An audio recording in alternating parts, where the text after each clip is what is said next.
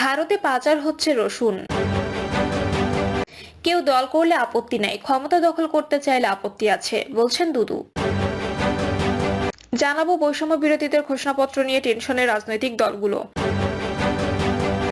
এবং সর্বশেষ জানাবো ঢাকা মেট্রোপলিটনের অতিরিক্ত পুলিশ কমিশনার সর্বদা সমাধানে নগরবাসীকে এগিয়ে আসতে হবে। শুনছিলেন সংবাদ শিরোনাম, এবারে বিস্তারিত। ভারতে পাচার হচ্ছে রসুন। মৌলভীবাজারের কুলাউড়া উপজেলার বিভিন্ন সীমান্ত এলাকা দিয়ে ভারতে পাচার হচ্ছে রসুন। চলতি ডিসেম্বর মাসে পাচারকালে সহস্রাধিক কেজি রসুন আটকের কথা নিশ্চিত করেন আলীনগর বিজিবি ক্যাম্প কমান্ডার মোহাম্মদ আজগর। উপজেলা চোরাচালান প্রতিরোধ কমিটির সভায় তিনি এ তথ্য নিশ্চিত করেন। সভায় আলীনগর বিজিবি কমান্ডার মোহাম্মদ আজগর সীমান্ত পরিস্থিতি নিয়ে তার বক্তব্যে বলেন, চোরাচালানের নতুন যুক্ত হওয়া পণ্যের নাম রসুন। সীমান্ত এলাকা দিয়ে চোরাকারবারি প্রতিদিন ভারতে রসুন পাচারের চেষ্টা চালায়। চলতি ডিসেম্বর মাসে সহস্রাধিক কেজি রসুন আটক করা হয়েছে। 1 কেজি রসুন বাংলাদেশের খুচরা বাজারে বিক্রি হচ্ছে 220 থেকে 200 টাকায়, আর ভারতে প্রতি কেজি রসুনের বাজার মূল্য 500 টাকা। ফলে ভারতের রসুন পাচার বৃদ্ধি পেয়েছে। তিনি আরো বলেন, চীন থেকে রসুন আমদানি করা খুব হয় বাংলাদেশে। শুধু রসুন নয়, সীমান্ত চোরাচালান প্রতিরোধে কঠোর পদক্ষেপ নেওয়া হবে। কেউ দল করলে আপত্তি নাই, ক্ষমতা দখল করতে চাইলে আপত্তি আছে, বলছেন দুদু। বিএনপির ভাইস চেয়ারম্যান শামসুজ্জামান দুদু বলেছেন, বিএনপি পারে দেশে গণতন্ত্র, বাংলাদেশের স্বাধীনতা ও সার্বভৌমত্ব রক্ষা করতে। কিভাবে গরিব মানুষের পাশে দাঁড়াতে হয় তা জানে বিএনপি, এটা অতীত ইতিহাসে দেখা গেছে। ক্ষমতায় আনলে তারেক রহমানের নেতৃত্বে আগামীতেও সেটি দেখতে পাবেন। দুদু বলেন, দেশে একটা ষড়যন্ত্র চলছে। এই গণতন্ত্র ষড়যন্ত্র থেকে দেশকে বাঁচাতে হলে, দেশকে রক্ষা করতে হলে আমাদের আরো সতর্ক হতে হবে। তিনি বলেন, সবাই জানে গণতন্ত্রের উত্তরণের জন্য নির্বাচনের বিকল্প নেই। কোনো মহল নির্বাচনকে আটকে দিয়ে দেশকে ভিন্ন পথে নিয়ে যেতে চায়। কেউ কেউ দল গঠন করে ক্ষমতায় আসতে চায়। যে কেউ দল গঠন করতে পারে, নির্বাচন করতে পারে, আমাদের আপত্তি নাই। কিন্তু বিশেষ মহল থেকে বিশেষভাবে দল গঠন করে কেউ যদি ক্ষমতা দখল করতে চায়, সেক্ষেত্রে আমাদের আপত্তি আছে। কৃষক দলের সাবেক এই আহ্বায়ক বলেন, বিএনপিকে ধ্বংস করার জন্য যেটা 1-11 থেকে শুরু হয়েছে, সেটার আলামত এখন কিছু কিছু দেখা যাচ্ছে। বাংলাদেশে পুনরায় গণতন্ত্র প্রতিষ্ঠার সম্ভাবনা দেখা দিয়েছে তারেক রহমানের নেতৃত্বে। এর সুযোগ কোনোভাবে নষ্ট করতে দেওয়া যাবে না। বৈষম্য বিরোধীদের ঘোষণাপত্র নিয়ে টেনশনে রাজনৈতিক দলগুলো। আজ বেলা 3টায় ঢাকার কেন্দ্রীয় শহীদ মিনারে জুলাই বিপ্লবের ঘোষণাপত্র দেবে বৈষম্য বিরোধী ছাত্র আন্দোলন।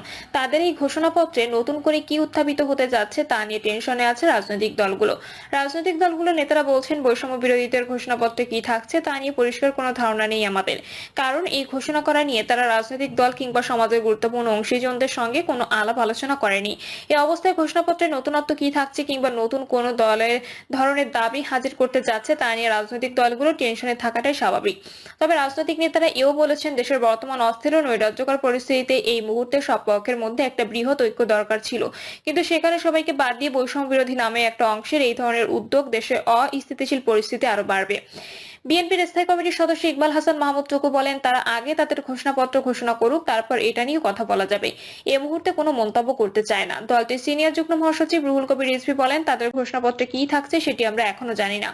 বৈষম্য বিরোধীদের জুলাই বিপ্লবের ঘোষণাপত্র ঘোষণার পর রাজনৈতিক দলগুলোর সঙ্গে তাদের আরো দূরত্ব বাড়বে বলে মনে করেন দলগুলোর নেতারা।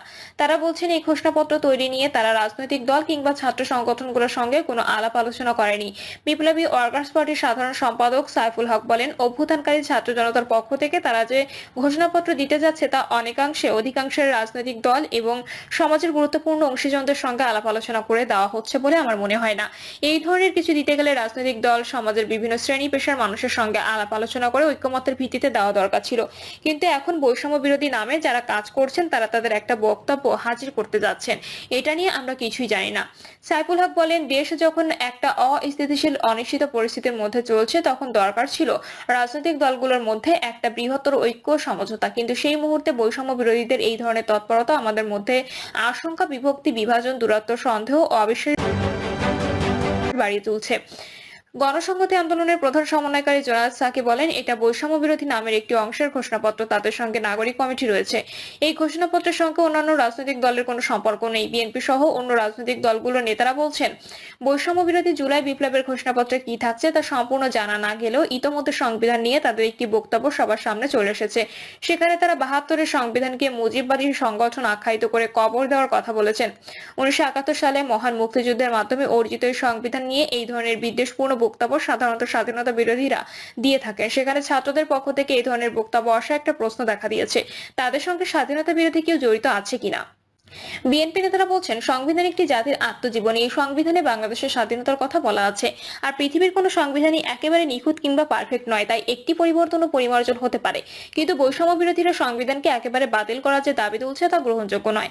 আর সংবিধানকে কবর দেওয়া হবে, এটা একটা রাষ্ট্রবিরোধী শব্দ। দলটির নেতারা বলছেন, তারা সংবিধান সংস্কার চায়, তার জন্য দলের পক্ষ থেকে সংবিধান সংস্কার কমিশন একটি প্রস্তাবনা দেওয়া হয়েছে। কিন্তু বৈষম্য বিরোধীরা সংবিধান বাতিলের যে দাবি করছেন, সেটি করতে দেশে একটি সাংবিধানিক শূন্যতা সৃষ্টি হবে, একটি নৈরাজ্যকর পরিস্থিতির সৃষ্টি হবে। বিএনপি সিনিয়র যুগ্ম মহাসচিব রুহুল কবির রিজভী বলেন, সংবিধান একটি জাতির আত্মজীবনী। এটি সংশোধন হতে পারে সময়ে সময়ে, কিন্তু বাতিল হতে পারে না। এই সংবিধানে বাংলাদেশের স্বাধীনতার কথা রয়েছে, আরো অনেক কথা রয়েছে যে এগুলো জনগণের কল্যাণে নিহিত। সেটাকে আপনি কিভাবে বাদ দিবেন? সংবিধানের বিধানগুলোকে না মেনে শেখ হাসিনা ফ্যাসিবাদ কায়েম করেছিল বলে উল্লেখ করে রুহুল কবির রিজভী বলেন, সংবিধানে ফ্যাসিবাদের যে বৈশিষ্ট্যগুলো আছে সেগুলো সংশোধন হতে পারে। সংবিধানকে পাশ কাটিয়ে শেখ হাসিনা যে অকর্ম করেছে সেগুলো নিয়ে কথা হতে পারে, কিন্তু সংবিধান বাতিল করে নতুন করে লেখা হবে। আমার মনে হয় এতে একটা জাতির যে ধারাবাহিকতা সেটি ক্ষুণ্ণ হবে। বিপ্লবী ওয়ার্কার্স পার্টির সাধারণ সম্পাদক সাইফুল হক বলেন, ইতিমধ্যে তাদের যেটুকু বক্তব্য বেরিয়ে আসছে তা আমরা দেখেছি। তারা যেভাবে ৭২ সংবিধানকে মুজিববাদী সংগঠন আখ্যায়িত করে কবর দেওয়ার কথা বলছে, প্রথমত এটা ভুল উপস্থাপনা। এর মধ্যে এক ধরনের বিদ্বেষ কাজ করছে। ৭২ সংবিধান নিয়ে এই ভাষার কথা বলতো স্বাধীনতা ও মুক্তিযুদ্ধের বিরোধীরা। ছাত্ররা এই ভাষায় কথা বলবে না, এটাই আমরা দেখতে চাই। তিনি আরো বলেন, ৭২ এই সংবিধান ছিল পাকিস্তানের জান্তার বিরুদ্ধে আমাদের 23 বছরের বাঙালি জাতিসত্তার লড়াই। বিশেষ করে 1971 সালে মহান মুক্তিযুদ্ধের যে লড়াই, লাখো শহীদের রক্ত স্নাত ছিল এই সংবিধান। এই সংবিধানে অনেক ঘাটতি দুর্বলতা আছে, তা নিয়ে অনেকগুলো বিকল্প প্রস্তাবনা আছে, তা আমরা গণতন্ত্র মঞ্চের পক্ষ থেকে 31 দফায় বলেছি। সেখানে সংশোধনের অনেকগুলো প্রস্তাবনা রয়েছে। এটি বাতিল করতে গেলে বর্তমান যে অস্থিরতা ও নৈরাজ্য তা বাড়িয়ে তুলবে। বিগত 4.5 মাসে বৈষম্য বিরোধীরা জনগণ থেকে নিজেদেরকে অনেকখানি বিচ্ছিন্ন করে ফেলেছে বলে দাবি করে সাইফুল হক বলেন, তাদের বক্তব্য, বিবৃতি ও অতিকথনে তারা নিজেদেরকে রাজনৈতিক দল, সমাজের বৃহৎ অংশ থেকে বিচ্ছিন্ন করে ফেলেছে। সংবিধান সম্পর্কে বৈষম্য বিরোধীরা যে কথাগুলো বলছে তা গ্রহণযোগ্য নয় বলে উল্লেখ করে শামসুজ্জামান দুদু বলেন, এখানে কবর দেওয়া হবে যে শব্দ বলছে এটি বাস্তবসিত না। সংবিধান পরিবর্তন পরিমার্জন করার জন্য একটি নির্দিষ্ট ফোরাম আছে, সেটা হলো সংসদ। আর কোনো সংবিধান পারফেক্ট থাকে না, এটা পরিবর্তন পরিমার্জন হয়, সেটা কবর নেওয়া, এটা রাষ্ট্রদ্রোহিতামূলক শব্দ। বিএনপি নেতারা বলছেন, 5ই আগস্টের পর থেকে একটি রাজনৈতিক দল বিএনপিকে আক্রমণ করে কথা বলে আসছে। এই দলটি আবার নতুন করে বিএনপিকে বিতর্কিত করার চেষ্টা করে আসছে। তাদের লক্ষ্য বিএনপিকে বিতর্কিত করে রাজনৈতিক ফায়দা নেওয়া। তাদের সঙ্গে বৈষম্য বিরোধীদের হঠাৎ করে জুলাই বিপ্লবের ঘোষণাপত্র দেওয়ার